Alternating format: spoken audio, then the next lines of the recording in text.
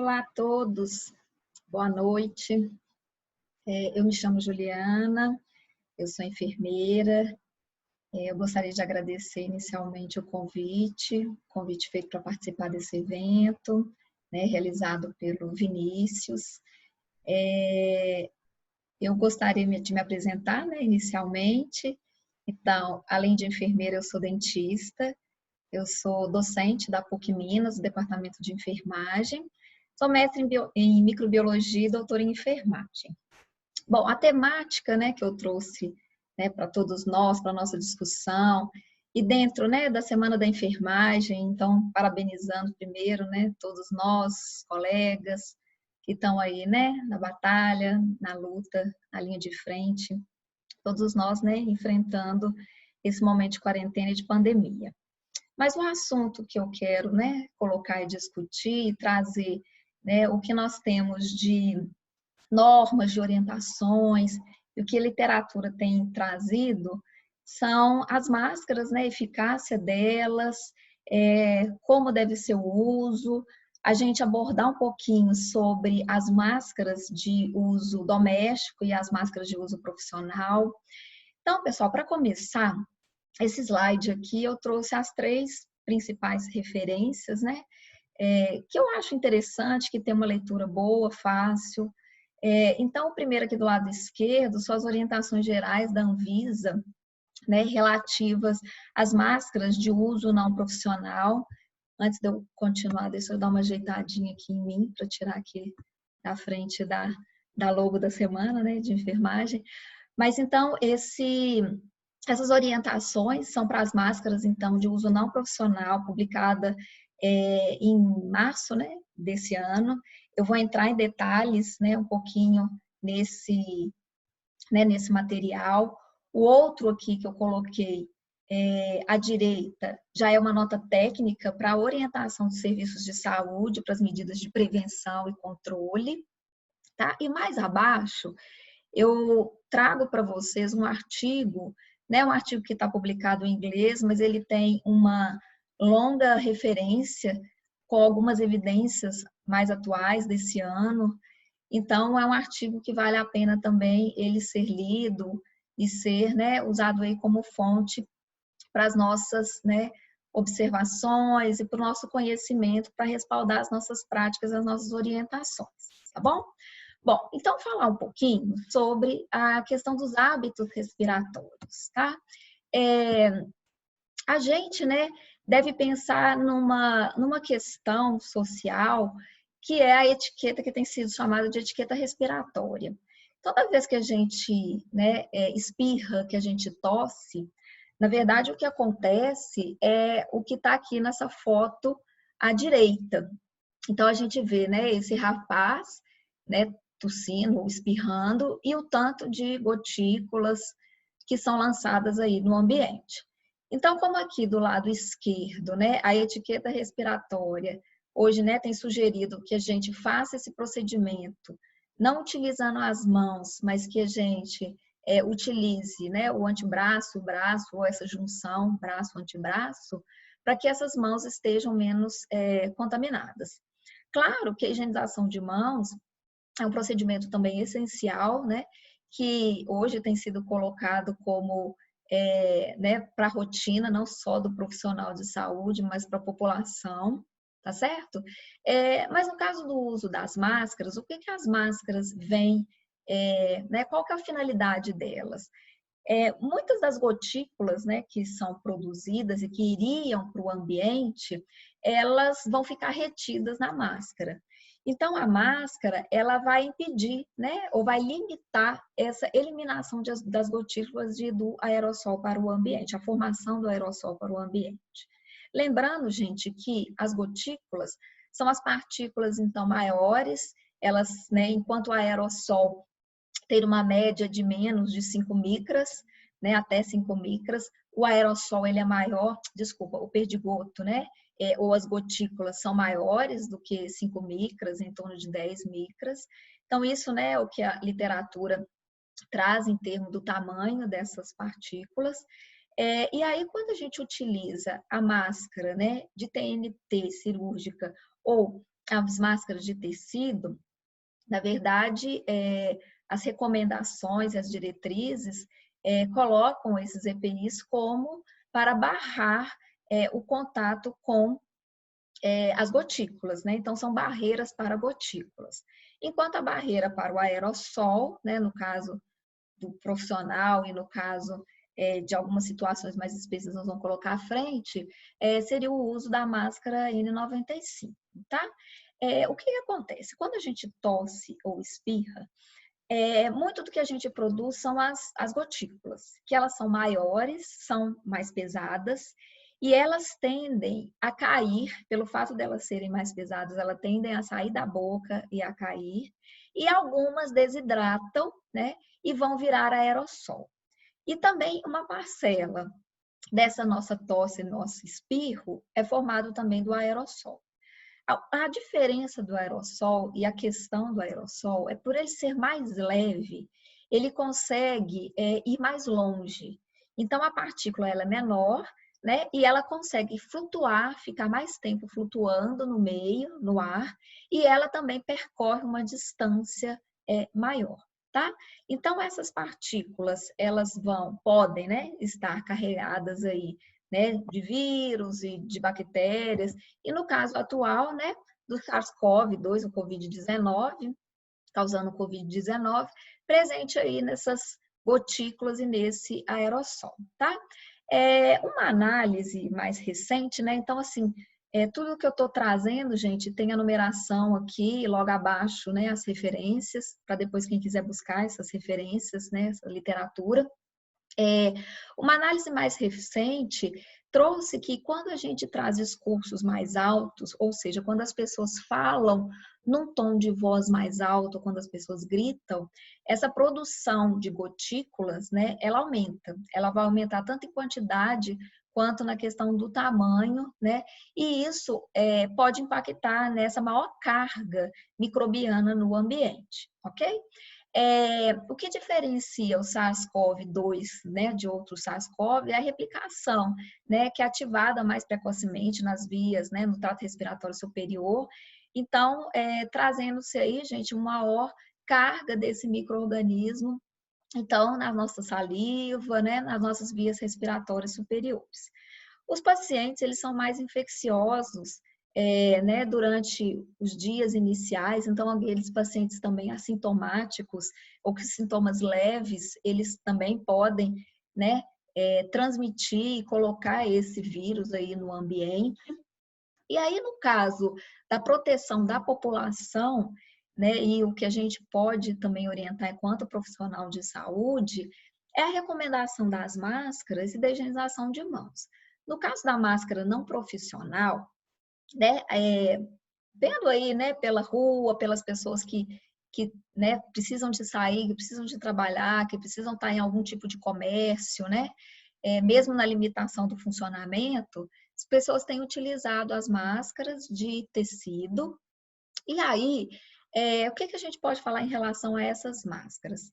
É recomendável que as pessoas tenham mais de uma máscara, que essas máscaras, né, permitam que elas sejam lavadas diariamente, né? Mais à frente eu vou trazer um pouquinho dessa, como é feita essa lavagem, né?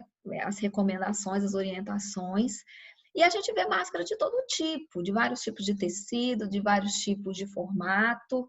Então, por exemplo, essa que eu coloquei à direita, né, é uma máscara grande, com uma adaptação, né, que o próprio tecido faz a adaptação na orelha, né, então o corte do tecido já traz a adaptação na orelha, que pode facilitar, né, para colocar, para retirar.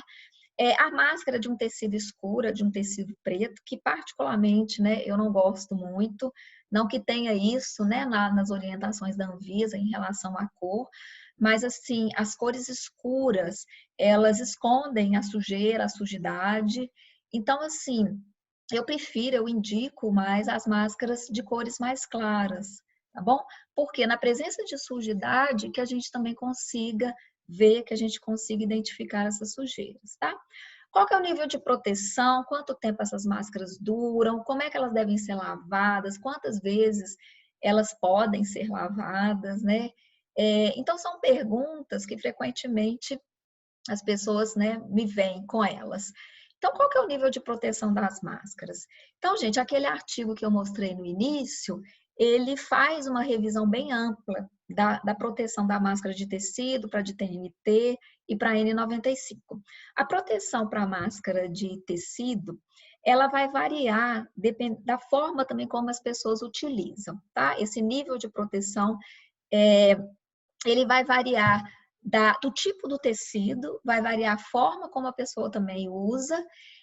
Então, quando a gente fala muito, quando a gente está utilizando a máscara e a gente fala bastante sobre essa máscara, ela vai ficando úmida e essa umidade, ela vai abrindo as fibras do tecido. Então, poros vão se formando e aí a gente tem um risco maior da passagem microbiana de outras partículas por esses poros.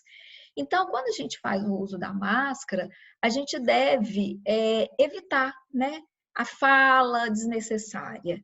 E é muito frequente, às vezes, a gente vê os profissionais, né, e as pessoas leigas conversando muito e utilizando a máscara. Então, esse tempo de uso vai depender disso também. A média de proteção das máscaras, ela varia de 30% e pode chegar até 85%, dependendo desse tipo de tecido, dessa malha, tá certo? Os tecidos mais finos ou máscaras que são feitas de tecido simples, né? Ou seja, que não tem mais de uma camada, por exemplo, eles podem filtrar menos. Então, gente, quanto tempo dura? O tempo de uso de uma máscara de forma contínua, ela é em torno de 3 horas, tá bom? Para você garantir essa porcentagem de filtração, certo? Você pode até ficar mais tempo com a máscara, né? Então, você imagina um trabalhador que está aí na rua, que está fazendo manutenção, né? Aquela pessoa que é indispensável aí, né? Para manutenção da sociedade, essa pessoa às vezes fica o dia inteiro com a mesma máscara. Então, no final do dia, essa proteção, ela caiu, ela vem caindo ao longo do dia pela própria respiração, pela própria umidade que essa máscara ela vai recebendo. Como que deve ser lavada e processada? Então, essas máscaras, né? Por isso a gente pede para ter mais de uma máscara, então, para dar tempo de você lavar, ou que você, né, estoque essas máscaras num recipiente ou num saco, para depois, né, num determinado dia da semana, você lavar essas máscaras. Mas elas também não podem ficar expostas, né, soltas aí nos domicílios.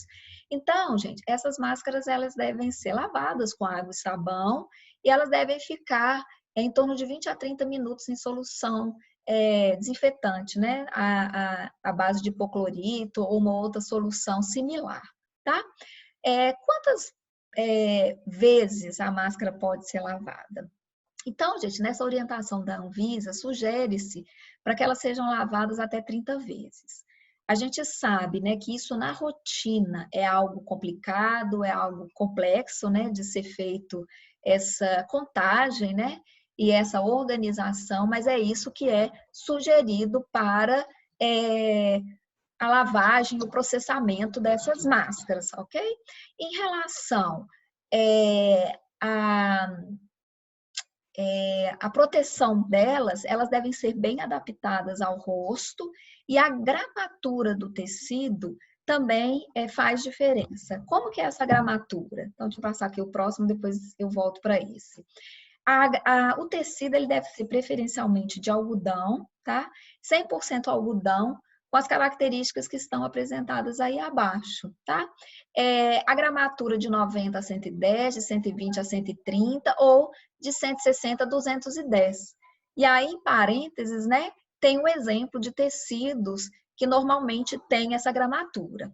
No caso da mistura, da composição de tecidos, aí abaixo também a gente tem a sugestão de outros tecidos e dessas misturas, né? O algodão com elastano, né? O elastano 8%, o elastano 4%, e a variação da composição em relação ao algodão, tá certo? Caso as máscaras de uso não profissionais sejam feitas de TNT, né? Deve-se observar que seja um TNT que não traga alergia, que não traga irritação à pele, e a gramatura também recomendada para o TNT ela deve ser de 20 a 40 gramas por metro quadrado, tá? Então, na hora de fazer a máscara de TNT, ela deve também ter 3 camadas, tá? Ela deve ter a anterior, que vai ficar externa, a do meio, que seria um filtro, e a interna, que vai entrar em contato com a pele do usuário. Então, voltando só para o slide anterior que eu pulei aqui, falando sobre o uso, né, da água sanitária. Logo aqui embaixo tem o preparo, tá? Então, deixa eu ver se eu consigo pôr o cursor aqui, coloco. Preparar em água de água sanitária, 2,5%. Deve-se evitar de torcer a máscara com muita força, porque se você torcer muito o tecido, você pode trazer alguma lesão mesmo ao tecido, né? Alguma ruptura da fibra do tecido, e essas rupturas nessas fibras do tecido vão permitir a entrada de partículas, tá? Passar a ferro, né? Então, algumas pessoas já me perguntaram, por que tem, professora, passar a ferro? Eu li isso, ouvi. O que acontece? Toda vez que a gente lava os tecidos, né, principalmente de algodão, eles vão encharcar de água, essas fibras, essa malha, ela vai abrir. E aí, quando ele seca, essas fibras se fecham, mas quando a gente passa com ferro, quando a gente coloca o calor, essas fibras, elas vão fechar mais ainda. Então, além do ferro, ele fazer, né, pelo próprio calor ali, ele ajudar numa morte microbiana, né, de possíveis micro-organismos que ainda possam ter ficado, mas assim, ajudar no fechamento dessas fibras do tecido, para que essa proteção, aquela porcentagem de proteção, ela seja garantida, tá bom? Não se indica as máscaras não profissionais. Então, essas máscaras de tecido, essas máscaras de TNT, né, feitas sem essa supervisão, né, dos nossos órgãos, do Inmetro, por exemplo, da Anvisa, eles não devem ser utilizadas. As máscaras, então, não profissionais não pode ser usado por profissionais de saúde durante a sua atuação. Então, um profissional lá atuando, seja no posto de saúde, seja no hospital, ele não deve fazer o uso das máscaras não profissionais. Para isso, a gente tem a nota técnica, tá? Da Anvisa também, a nota técnica 4 de 2020, para as orientações do serviço de saúde em relação às EPIs, né? Para os casos suspeitos e confirmados do Covid, tá? Pacientes contaminados ou suspeitos, esses pacientes devem utilizar as máscaras profissionais e não as não profissionais. Pessoas que cuidam de pacientes contaminados, crianças menores de 2 anos, ou em pessoas com problemas respiratórios ou inconscientes, incapacitados, ou incapazes de remover as máscaras sem assistência. E demais outras contraindicações, né, por profissionais de saúde, algum tipo de restrição, algum tipo de alteração respiratória que uma pessoa possa ter, ok? Bom, em relação às máscaras profissionais, então aqui ao lado eu coloquei, né, vou falar primeiro das de TNT, as triplas de TNT. Então, ao lado aqui tem 2 manequins, né, mostrando a máscara com elástico e a máscara aquela que faz a amarração, né? Embora então as máscaras, né, então o primeiro item, embora as máscaras cirúrgicas e de pano sejam, né, a principal barreira para as gotículas, algumas evidências trazem que elas podem ter uma proteção parcial para o aerossol viral, tá? Então, mesmo na presença de aerossol, essas máscaras conseguiriam barrar aí por um determinado tempo, tá? É um trabalho publicado em 2013, tá logo aqui embaixo, quem quiser acessar a publicação e avaliar essa informação. Qual que é o nível de proteção? Então, gente, as máscaras profissionais, elas devem ter uma garantia de em torno de 90%, 89% de proteção, tá certo? Esse tempo de proteção e essa duração também vai depender daquilo que eu comentei anteriormente, da forma como o profissional e do ambiente que ele está se expondo com aquela máscara. Então, se o profissional fala demais, se ele está num ambiente que tem muita umidade, essa máscara ela vai durar menos tempo dentro, dessa proteção aí de 90%. A máscara ainda vai ter a filtragem, só que isso vai decaindo, né? Essa porcentagem ela vai decaindo aí com o tempo, tá certo? O tempo de proteção, né? Dentro desses 90% aí é de aproximadamente 3 horas e vai caindo com o tempo. Ela pode ser lavada e processada. Então, gente, as especificações devem ser observadas. Normalmente, essas máscaras não são processadas, elas são de uso único, tá certo? Então, assim, usou por esse período, faz o descarte dessa máscara.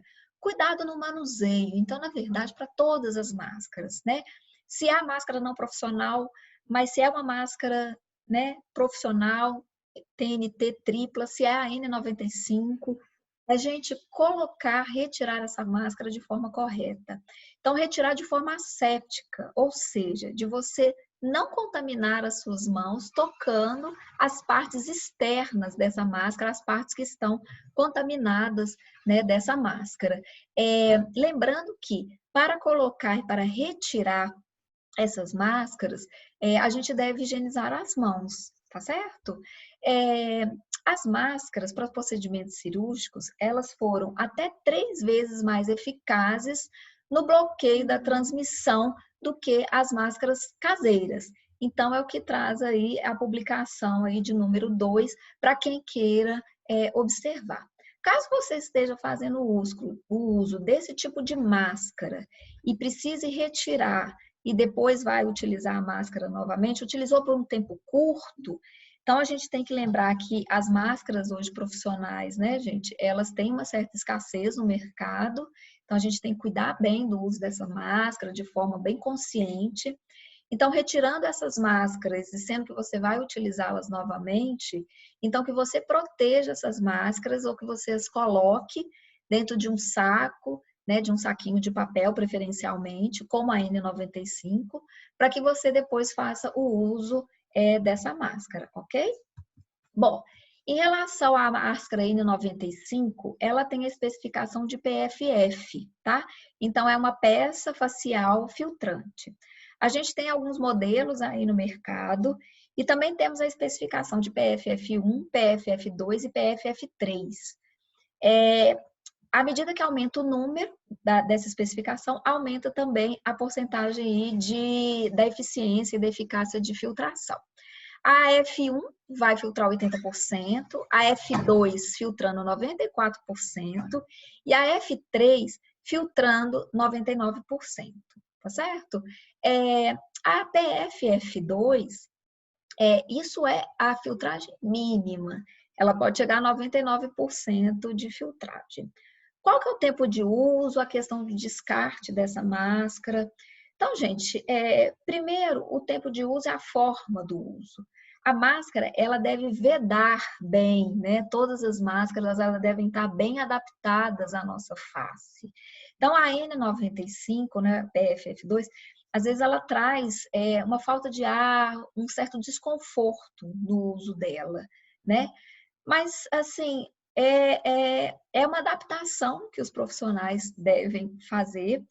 E no caso, né, de se sentir extremamente desconfortável a ponto, né, de se sentir mal, que esse profissional saia do ambiente contaminado, do ambiente de risco, que retire essa máscara, né, para ele fazer uma respiração sem essa máscara. E avaliar realmente se ele consegue, né, ser o profissional que está ali e que vai conseguir utilizar esse tipo de EPI.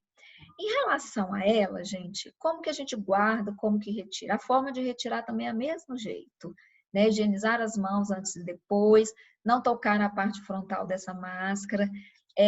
Para ser utilizada, se ela não tiver nenhum dano, né? Se ela não tiver rasgada, se ela não tiver amassada, se ela não tiver sujidade visível, ela ser utilizada num outro momento, né? O ideal é que ela também fosse descartável, mas a gente sabe do momento agora da dificuldade, né, da aquisição, né, da obtenção também desses EPIs.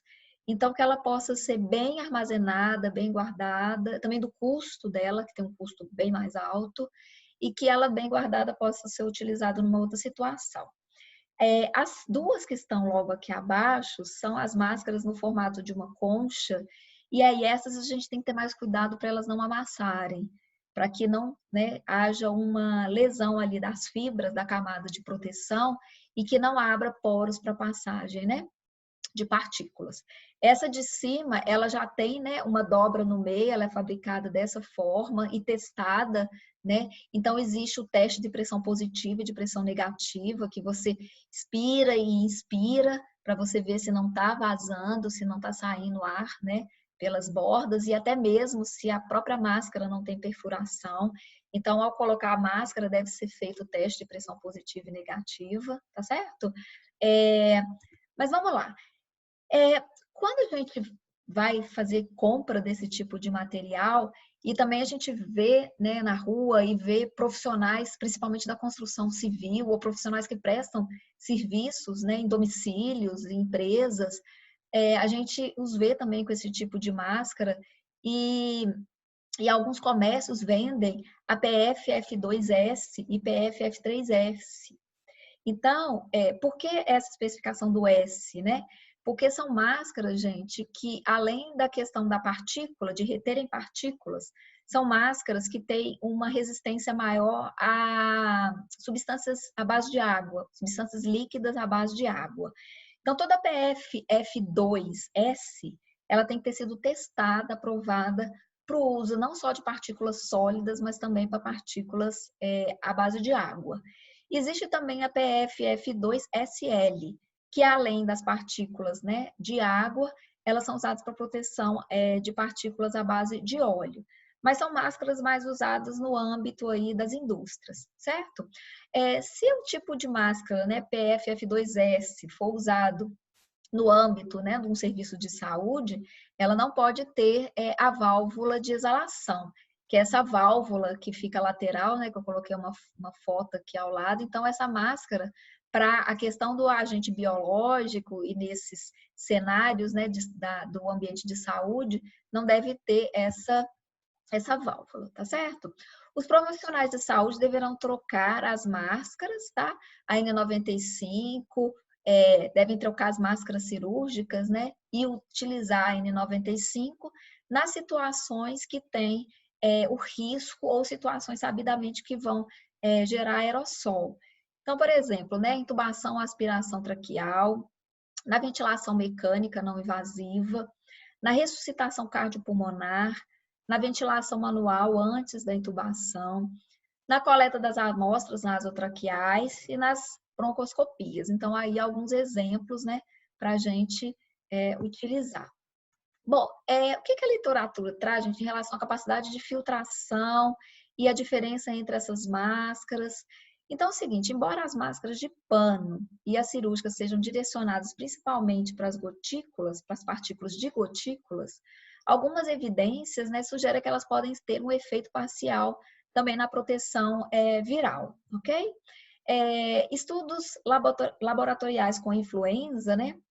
A N95, em comparação com máscaras cirúrgicas, não estava associada a um menor risco, tá? Ou seja, as máscaras cirúrgicas, elas tiveram também uma boa proteção em relação ao vírus influenza, tá? Um detalhe, gente, é porque algumas dessas pesquisas foram feitas com influenza, mas não são pesquisas ainda, não são resultados utilizando-se a filtração com SARS-CoV-2, ok? Uma outra limitação da literatura, que alguns trabalhos, eles trazem pesquisas experimentais, mas com N muito pequeno, às vezes fazendo com 2, 3, 4 pacientes, e que isso também limita um pouco essa amplitude, né, do nosso respaldo científico pelo N menor ou pequeno de alguma dessas pesquisas. Então, outras pesquisas virão, com certeza, trazendo um pouco mais de evidências, né, com Ns maiores e com tecnologias melhores, e discutindo com a gente essa questão, né, da eficácia da proteção das máscaras. Bom, uma outra aí é o Face Shield, né? Então, é o protetor facial. Então, ela é um tipo de equipamento que ela vai auxiliar na proteção principalmente desse contato mais direto com aerossol, com o perdigoto, né, em pacientes, né, com tosse, pacientes com muita produção, né, de secreção. Então, mas desse risco de contaminantes virem diretamente na nossa face, né, então aí do profissional, e minimizar a contaminação, né, na nossa face, mas também aumentando o tempo aí de uso dos nossos EPIs. Então, o uso do Face Shield, ele deve vir acompanhado dos demais EPIs, da máscara, do óculos de proteção, ok? Então, ele é uma proteção a mais, que nos dá um pouco mais de segurança, né? E a questão de ampliar aí o tempo de uso e a diminuição da contaminação dos outros EPIs, tá bom? Alguns lembretes, gente. Então, assim, já estou quase terminando, mas alguns lembretes que são importantes. Então, aqueles profissionais que prestam assistência aos pacientes com suspeita ou confirmação de infecção pelo coronavírus não devem, não devem circular pelo serviço de saúde utilizando os EPIs, tá? Então, uma vez que você está na área, né, no setor que tem esse tipo de paciente ou que é restrito para esse tipo de paciente, você vai sair para outro setor que esse EPI deve ser retirado previamente, tá certo? Caso você vai sair de um quarto, de uma enfermaria ou de uma ala de isolamento, que você fez um atendimento, mas vai imediatamente para um outro setor, para uma outra ala, com pacientes também confirmados ou com suspeita do Covid, não precisa de fazer a troca de todos os EPIs. Você vai manter, né, a questão do gorro, vai manter o óculos de proteção, né, o óculos e o protetor facial, e pode ser mantido a máscara. O que deve ser trocado é o avental e a luva. E não esquecendo também de se fazer a higienização de mãos, é claro. Aqui eu trouxe, saindo um pouco do ambiente hospitalar, mas indo aí para consultórios, para clínicas. Então, alguns profissionais que atendem, precisam de atender os casos de urgência, o caso, né, de dores.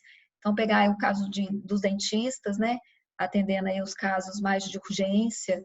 Então, o profissional que está ali numa sala de espera ou o profissional que é apoio, né, ao dentista, ao enfermeiro, ao médico, mas não é aquele profissional que lida, né, na assistência diretamente, mas esse profissional também ele deve estar paramentado, ele deve estar protegido.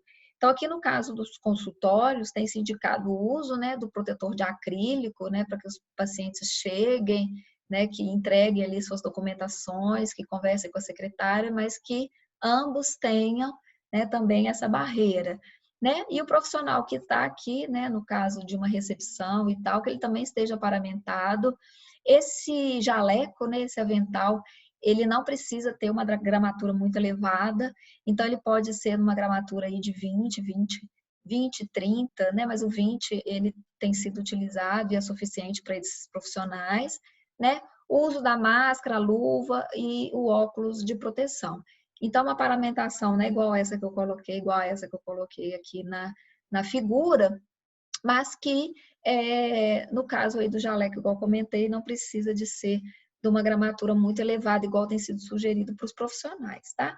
Para os profissionais de saúde, que estão diretamente aí na assistência, a gramatura do jaleco, ela deve ser, né, maior do que 40. Para algumas situações, né, aquelas que vão entrar em contato com secreção, com vômito, diarreia, né, que a gramatura desse jaleco seja minimamente de 50, tá bom? É provável que qualquer tipo de uso geral de máscara diminui a exposição viral e o risco de infecção em uma população, apesar do ajuste imperfeito e de aderência imperfeita.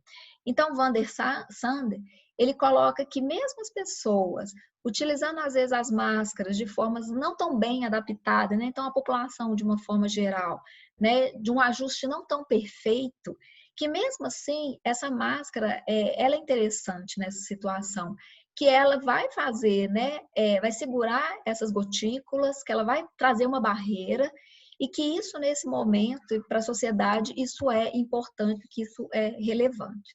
Então assim, gente, é isso que eu tinha para trazer para vocês.